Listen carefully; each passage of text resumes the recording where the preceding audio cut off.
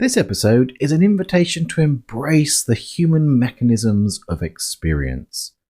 Our tendency to raise one particular aspect of ourselves to dominance and demonize the rest, in other words, making the other somehow less than, can reduce the fullness of our experience. One of the traps I see in the modern spiritual and personal growth landscape is that an arrogance of the heart can emerge, where the mind and instincts become denied. Now, this can be as debilitating as the more prevalent trend on the planet, that of promoting the mind and mental faculties over the others. So in this episode, I'll share some scenarios to help you get a sense of what some of these traps can look like in experience. Plus, I'll offer some suggestions on steps you can take to free yourself and move towards wholeness. In openness and presence, you can ride the rise and fall of prominence of each faculty as you meet each moment. So stay with me and let's dive in. Welcome to the Be a Brilliant Human podcast with me, Joel Young. If you're looking to improve your life, to heal, to grow and mature as an individual, but maybe you found that some of the personal development and consciousness stuff has given you the impression that you need to be super serious and vigilant to get anywhere meaningful, or feeling like maybe you're just not up to snuff, well, this show is here to remind you of your humanity, and in fact that's where your true joy and brilliance lies. With over 25 years of experience in the transformation biz and having developed MPA, one of the world's simplest, pressure-free approaches to growth and well-being, if I do say so myself, I'll be sharing tips, steps, and insights that'll help you navigate all the aspects of life as a growth-seeking being. On this show, it comes to you with a good dose of humour, maybe a smattering of colourful language, a reminder not to take things so personally, and most importantly, to be kind to yourself along the way. Make sure you hit that follow button, and let's get into it. Hello, and welcome to the Be a Brilliant Human podcast with me, Joel Young. I'm delighted that you're here. We're at episode number 132, which means you can find the show notes if you go to www.beabrillianthuman.com/132. Now, today we're talking about the three faculties or senses that are the mechanisms of human experience. Now, I'm not talking about the five senses: sight, hearing, touch, smell, taste, all those ones. And I'm not talking about the sixth sense, I see dead people, or ESP, although that might perhaps be considered a little bit closer to what I'm talking about. I'm talking more about the interpretive faculties, the decision guides. They're our most powerful navigators through life's chaos and order. Now, the faculties that have the capacity to help us find our best path in any situation. I'm talking about the mind, the heart, and our instincts. Now, the strange thing is we seem to have developed a set of cultural and contextual prejudices or favoritisms for these three equally valid functions. Most notably in the era of science, there's a bias in favour of the mind's perspective at the expense of the others. You know, at times literally demonising them, making them less than, as I said in the intro. But consider this, like demonizing any of these awesome faculties has a cost. So demonizing the mind, which you'll see more prevalent in the personal development and spirituality world, demonizing the mind, you're going to become ignorant. Whereas if you demonize the heart, you tend to become passionless. If you demonize the instinct, there's a tendency of people who demonize the instinct to become passive. There's always a cost, but if you embrace them all as kind of your best companions, then you can become amazing in all the ways that matter to you. And that's really what this episode is about. I'm going to go through all three of those and give you a quick insight into how you can recognize the demonization trap and then offer a way back to balance. So without further ado, let's dive in. So first up, we're going to look at the mind. So the trap, of course, is demonizing the mind. So how are you going to recognize this? Well, do you ever hear yourself say, "Oh, that's just my mind"? You know, it's dismissive. Maybe it comes as dismissive in your mind when you say it to yourself, or it's got some kind of self-reproaching tone.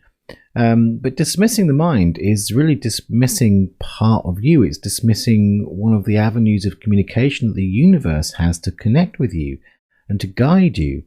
It's not that the mind doesn't come up with some unhelpful rubbish at times, but let's not throw the baby out with the bathwater. The thing to remember is that there is a place for logic. And when I hear someone say, "Oh, that's just my mind," part of me dies inside. That's a hashtag drama moment. But truly, it's like I feel like it cuts off some really valuable resource.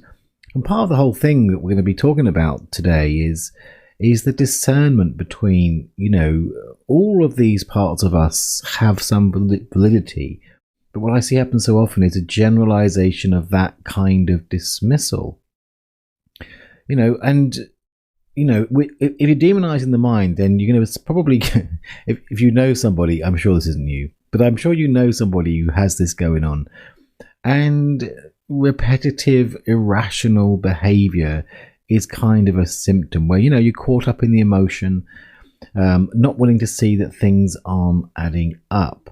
I mean, gambling is a really good example of this. We know that the house always wins. We can look at the facts and figures. The odds are stacked against you. But if you demonize the mind in favor of some other part, chances are those emotions are going to run wild. And then you're caught in that trap. You're vulnerable. In fact, all of these areas where you dismiss or deny some part of you makes you vulnerable in some way. So you end up sort of gambling in the spur of the moment rush and lose a bunch of money. Now, a lot of this, I know, in the name of fun, that's a different thing. I'm talking about the systemic demonizing of the mind, which I do see for the most part, this one.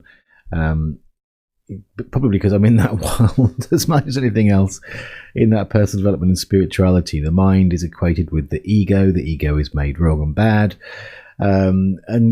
Hence you end up with sort of some flaky behavior that's not willing to listen to any facts as a balancing act. Now, of course, there's a place for transcending logic, and logic alone, can be equally limiting, but dismissing it completely, that can be kind of a dangerous and debilitating thing. So what's the move towards wholeness? Well, it's embracing the mind. So how are you going to do that? Well, the first thing is to soften your judgment of the mind. All of this dismissing comes from some kind of judgment. We've picked up an idea somewhere on the way, in some form, in our grown-up cultural places we've been in, family culture, maybe as kids, maybe it's part of some kind of survival strategy where we feel like it's better all round if we suppress one particular part of us. But it comes down to judgment. So in the case of embracing the mind, it's soften your judgment of the mind. In other words, be willing to hear it out. It might actually have a point. The mind isn't bad. It's just like a puppy. Sometimes it pees on the floor, but just start being gentle but clear in response. It's going to grow up to be a faithful companion, like a good loyal dog. There to serve you. Really, that's what it's there for. It loves to fetch information. Going with my dog analogy here. Fetching information is a very useful thing. We would not be in the comfort that we are in today without the sort of resting into the powerful guidance of the mind. A lot of what we have today, the computers that we use, the fact that the aeroplanes stay in the sky or the cars run well, it's down to maths, facts, figures, careful measurements, hard facts. This is logical thinking.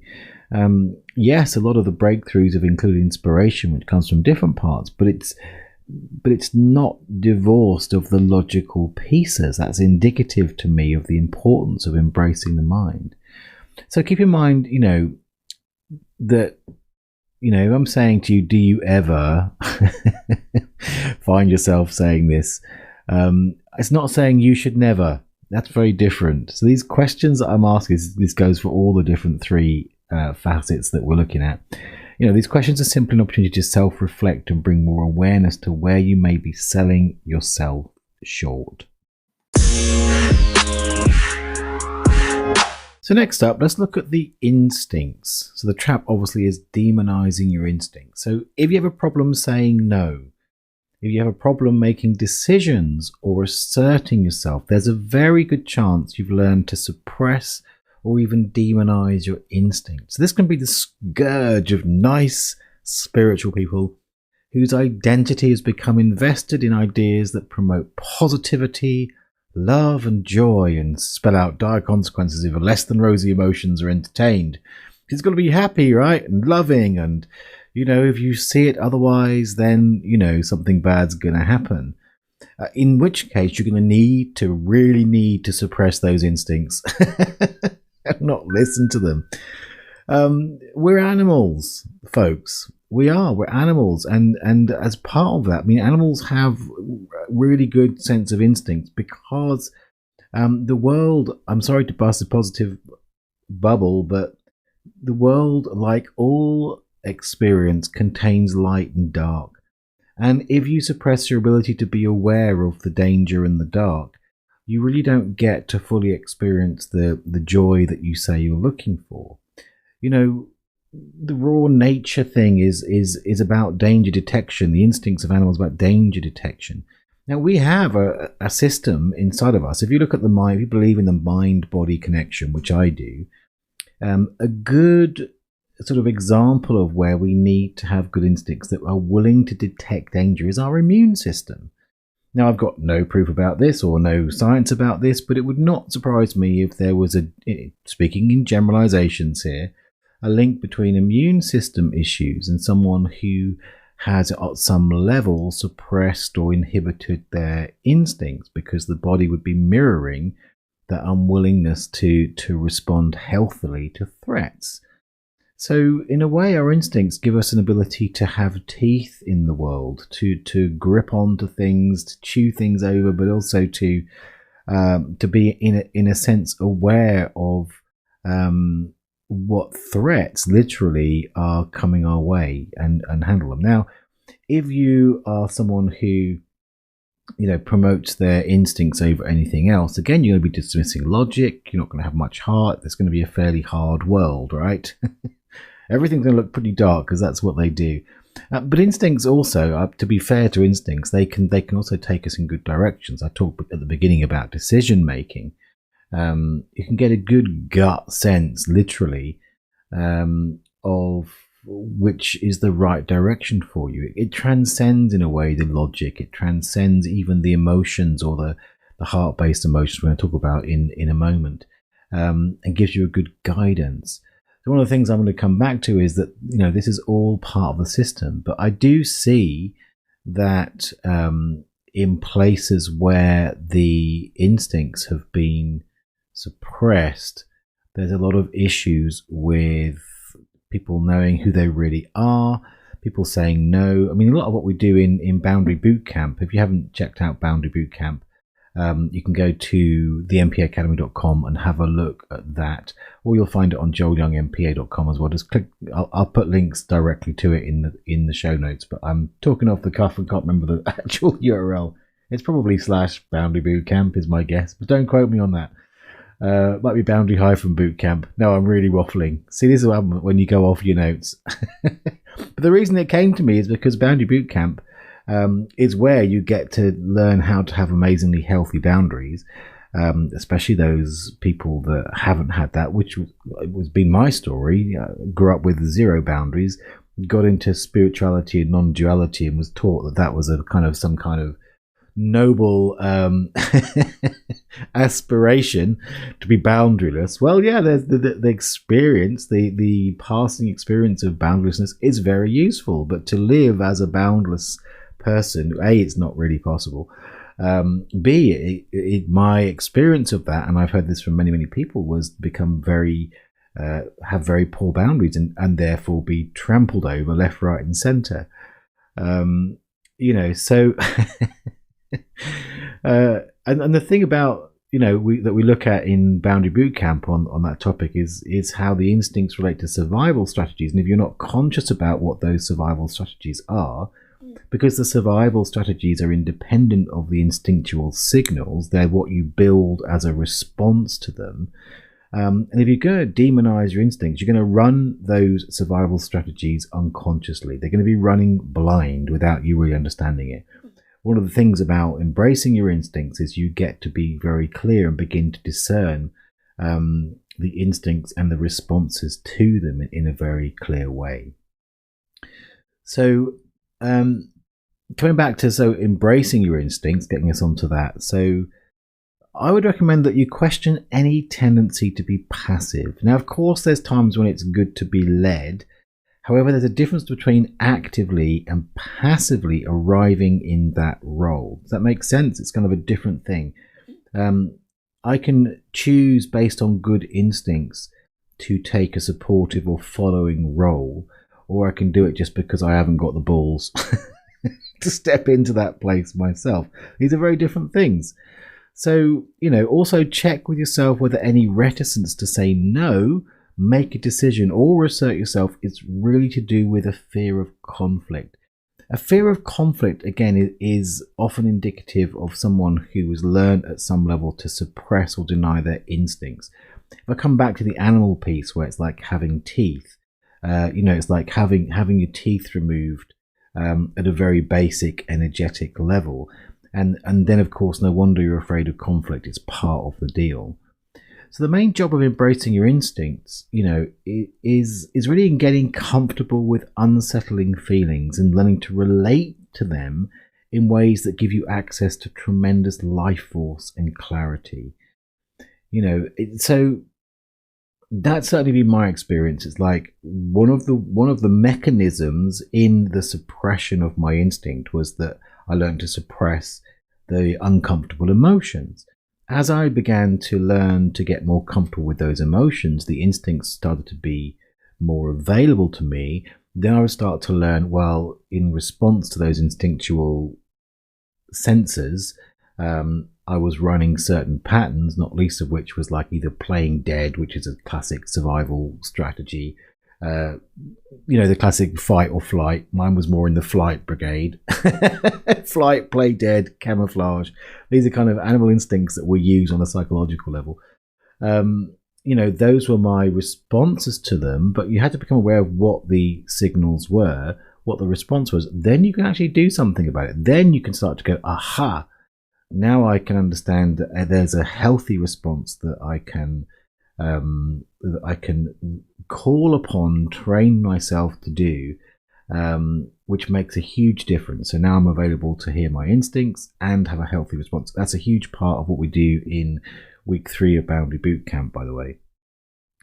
And the final thing I think I'll say about moving towards, embracing your instincts is that, so the instincts, we tend to think of it in terms of gut instincts. They tend to come from the gut. Now, you may not know this, but they say there's 3 brains. This is the ones we're looking at, really. There's obviously the mental brain. There's the gut brain, which has been proven scientifically to be an entire organ, the bigger than the usual brain we think of, but incredibly powerful thinking machine, if you like, but it thinks in a different way. And then, of course, there's the heart brain, if you like, as well. But coming into instincts as they're born from the gut, one thing you can do to really help you begin to connect is just spend some time focusing your awareness there. The best place, as far as I can figure out, it's about 2 centimeters beneath the navel. There's a specific energy point in there I'm not going to get into, but there is a specific energy point in there which sort of connects there. And just spend some time, call it meditation if you like, call it contemplation, whatever you're going to call it. It's like it's a question of just allowing yourself to be there and connect. So that brings us to the heart. Now there's kind of 2 traps with the heart, and we'll get into why. I want to focus on the main one that I think most people who listen to this show suffer from the most, which is the trap of elevating the heart above the mind and instinct. Now, if you want to fall into both of the traps that I've mentioned already simultaneously, you can't beat this as a strategy. So if you hear yourself say, listen to your heart, but you never hear yourself say, trust your gut and go with your instincts, or think about it for a moment.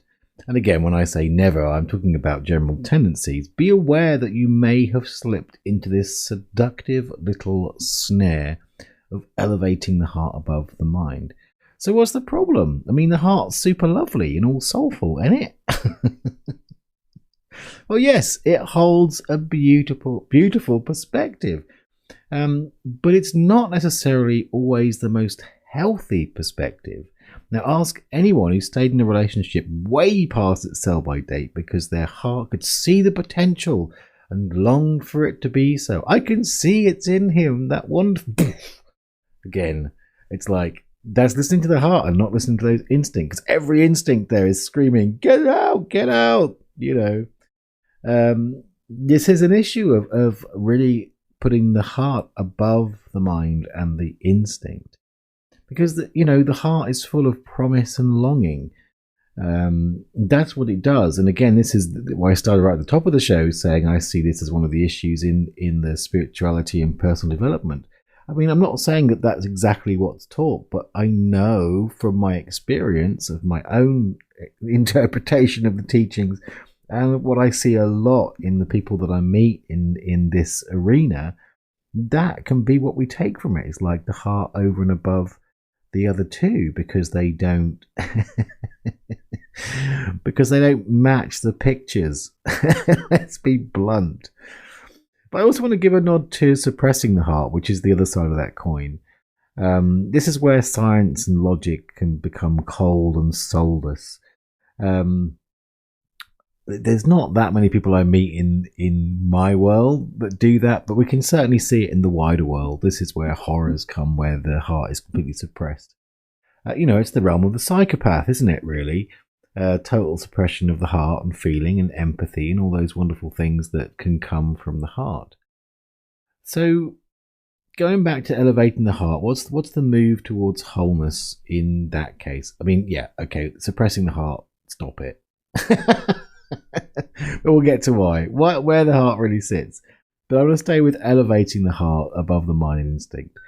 The move towards wholeness is about the humble heart. So the humble heart I'm talking about here is like, if you're elevating your heart above the other faculties, then there's an arrogance. Humility of the heart is actually more in its nature.